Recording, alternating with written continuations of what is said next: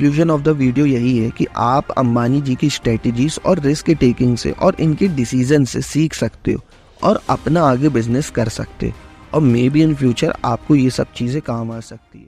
Hello curious minds and seekers of knowledge, welcome to our channel. तो आज की video में हम बात करेंगे हमारे मोटा भाई यानी कि मुकेश अंबानी के बारे में।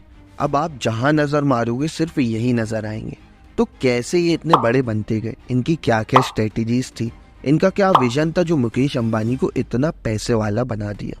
अब देखो, बहुत लोग आए, बहुत लोग पैसा कमाए, लेकिन मुकेश अंबानी टाइम के साथ पैसा कमाते गए, और उससे ज़्यादा ये इम्पोर्टेंट है कि ये पैसे वाले बने रहे। अब पैसा कमाने से ज़्यादा बड़ी चीज़ होती है पैसे वाले बने रहना। तो आज की वीडियो में हम यही बात करने वाले हैं कि कैसे मुकेश अंबानी टाइम के साथ इतने रिच बन गए, और दूसरे पार्ट में हम ये जानेंगे कि इनके क्या क्या फील्ड से क्या क्या बिजनेस है और इनका क्या क्या रेवेन्यू परसेंटेज है। So let's start the video. उससे पहले अगर आप इन्वेस्टमेंट से रिलेटेड, स्टॉक मार्केट से रिलेटेड या फिर फाइनेंशियल एजुकेशन से रिलेटेड कंटेंट देखना पसंद करते हो तो make sure that you are subscribing my channel, और इस चैनल में जल्दी से 400 सब्सक्राइबर्स करवा दो। सो लेट्स स्टार्ट द वीडियो। अब कई सारे लोगों की यही प्रॉब्लम होती है कि वो भीड़ चाल में फंसे होते हैं।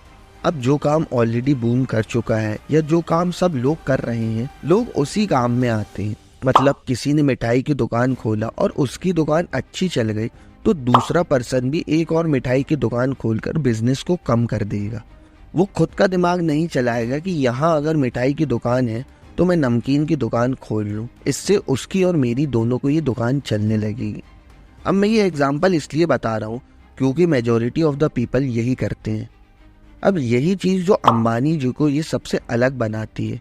अब जब धीरू भाई अंबानी का टाइम था तो उन्होंने भीड़ चाल में फंसकर काम नहीं किया।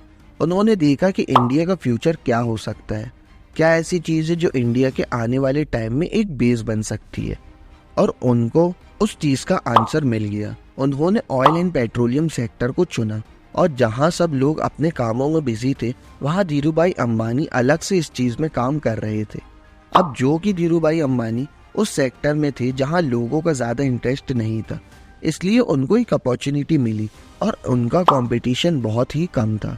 और धीरे धीरे टाइम के साथ उन्होंने इस फील्ड को इतना बड़ा बना दिया कि एक टाइम पर वो इंडिया के रिचेस्ट लोगों की लिस्ट में आने लगे। और फिर उसके बाद उन्होंने उन्हीं चीज़ों में इन्वेस्ट करना शुरू किया जो इंडिया को फ्यूचर में काम आ सकता है। उनका यही मानना था कि जो फ्यूचर में होगा उस चीज़ में पहले से ही बेहतर बन जाओ और इन चीज़ों में इन्वेस्ट करो जो आगे चलकर इंडिया और उनके लोगों के लिए काम आ सकती है और एक किस्म से रेवोल्यूशन ला सकती है। अब एग्जांपल ले लो, ऑयल एंड पेट्रोलियम काम भी आया और रेवोल्यूशन भी लाया।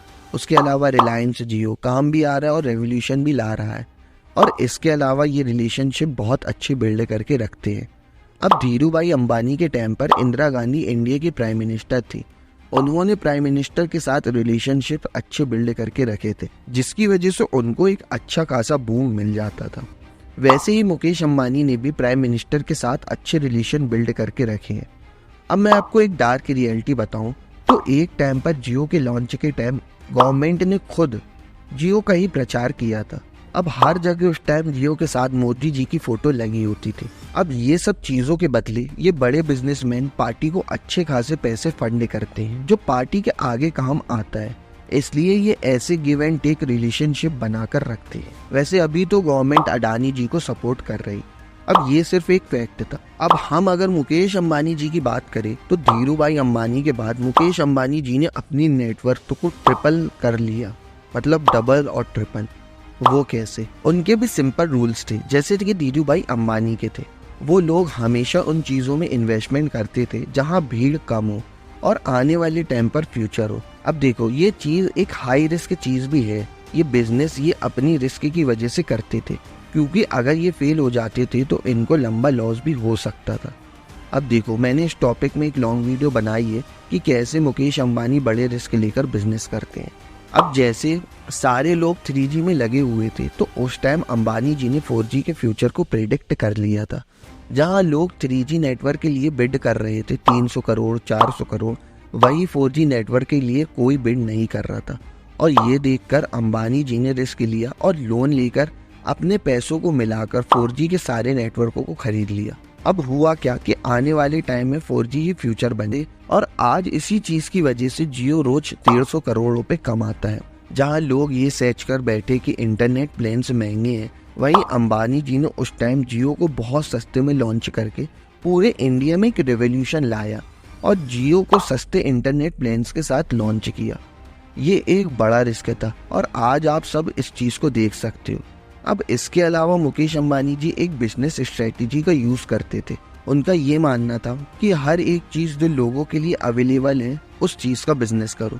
अब हम अगर देखें तो मुकेश अंबानी हर जगह हैं, जैसे petrochemicals, refining, oil and gas explosion, retail business, telecom business, digital services, media में इनका नेटवर्क 18 ले लो, एंटरटेनमेंट में अब इस सेक्टर में कलर्स टीवी ले लो, वूट ले लो, आपको हर जगह मुकेश अंबानी ही मिलेंगे। इसके अलावा अगर बच्चों का शो देखना है तो निकलोडियन ले लो, उसमें भी मोटा बाई का स्टेक है।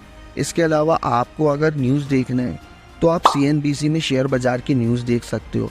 फाइनेंस सेक्टर की न्यूज़ देखना है तो आप मनी कंट्रोल में देख सकते हो। अब ये चीज़ से मन भर गया, फिल्म देखना है तो आप बुक माई शो में वो भी देख सकते हो, क्योंकि बुक माई शो भी मोटा बाई का ही है। अब इसके अलावा अगर आप जस्ट डायल देखोगे तो वो भी मुकेश अंबानी जी का है। और अगर हम ई-कॉमर्स सेक्टर की बात करें तो यहाँ पे आजियो ले लो, आप फैशन से रिलेटेड सारे सामान ले सकते हो। और अगर आपको थोड़ा लग्जरी चाहिए तो आप आजियो लक्स से शॉपिंग कर सकते हो। इसके अलावा अगर हम जियो मार्ट की बात करें तो आप यहाँ पे डेली राशन का सामान ले सकते हो, अपने डेली यूजेस का यहाँ से सामान ले सकते हो। और अगर हम फाइनेंशियल सर्विसेज की बात करें तो वहाँ भी मुकेश अंबानी बैठे हैं। हेल्थ केयर सेक्टर की बात करें तो जो नेटमेड्स है वो भी मुकेश अंबानी जी का ही है। और अगर हम स्पोर्ट्स की बात करें तो मुंबई इंडियंस टीम को मुकेश अंबानी ही ओन करते हैं। इसके अलावा renewable energy, technologies, logistics and warehousing, textiles में, स्पेशल इकोनॉमिक जोन्स में, इंफ्रास्ट्रक्चर में, फर्नीचर सेक्टर में, आप जहां देखोगे वहां हर तरफ सिर्फ मुकेश अंबानी ही आपको दिखेंगे। अंबानी जी का एक सिंपल रूल है, जो जो चीज़ें बिकती हैं उन चीज़ों का बिजनेस करना, ताकि हर जगह सिर्फ वो ही दिखे। अब हम बात करते हैं इनके उन बिजनेसेस की जिनकी वजह से इनको मेजॉरिटी ऑफ द रेवेन्यू आता है। अब रिलायंस का मार्केट कैप 217 बिलियन डॉलर्स का है। अब इनका जो मेन रेवेन्यू होता है वो ऑयल एंड केमिकल फैक्ट्री से होता है। जो इनकी जामनगर में फैक्ट्री है, जो एशिया की सबसे बड़ी फैक्ट्री है, वहाँ से रिलायंस का टोटल 57% रेवेन्यू आता है। अब सेकंड हाईएस्ट रेवेन्यू इनका रिलायंस रिटेल से आता है। इसमें जियो मार्ट आ जाएगा, रिलायंस ट्रेंड्स आ जाएगा और ऐसी कई सारी चीज़ें हैं जो इसमें अवेलेबल है। अब यहाँ से इनका टोटल 22% रेवेन्यू आता है। और थर्ड मेजॉरिटी सेक्टर की बात करें तो वह है रिलायंस डिजिटल, जहाँ इनकी टोटल कंपनी का रेवेन्यू 10% आता है। अब इसमें जियो वगैरह सब ऐड होता है। अब इसके अलावा ऐसी बहुत सारी माइनर कंपनीज है जहां से इनका थोड़ा थोड़ा रेवेन्यू आता रहता है, लेकिन मेजर ये 3 ही सेक्टर हैं जहां से इनको अच्छा खासा रेवेन्यू आता है। मैंने 2 चीजें इस वीडियो में आपको बताया कि मुकेश अंबानी की क्या क्या स्ट्रेटेजीज थी और कैसी किस वजह से वो आज रिचेस्ट पर्सन बने हुए हैं। इसके अलावा इनकी जो मेजर 3 कंपनीज है जिनसे इनका रेवेन्यू आता है। इसके अलावा वो कंपनीज को मैंने कवर किया है जहां से इनका रेवेन्यू आता है। अब हो सकता है कि कई सारी चीजें मैंने इस वीडियो में कवर ना किया हो जहां मुकेश अंबानी काम करते हो, इसलिए अगर आपको पता हो तो आप कमेंट्स में उस सेक्टर्स का नाम बता देना। So conclusion of the video यही है कि आप अंबानी जी की स्ट्रेटेजीज और रिस्क टेकिंग से और इनके डिसीजन से सीख सकते हो और अपना आगे बिजनेस कर सकते हो, और मे बी इन फ्यूचर आपको ये सब चीजें काम आ सकती है। So that's all in this video. Please drop a like if you find this video helpful and dislike it if there was any mistake. So bye bye and have a great life.